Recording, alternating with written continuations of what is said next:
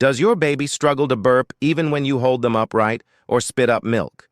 Try this simple 5-second burping trick. No padding needed. Step 1.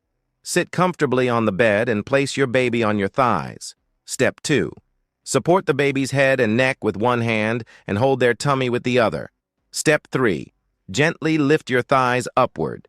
This creates light pressure on the baby's stomach. That's it. See how quickly the burp comes out. If it doesn't happen immediately, stay in the same position for a few more seconds. Try this. It makes burping super easy for babies.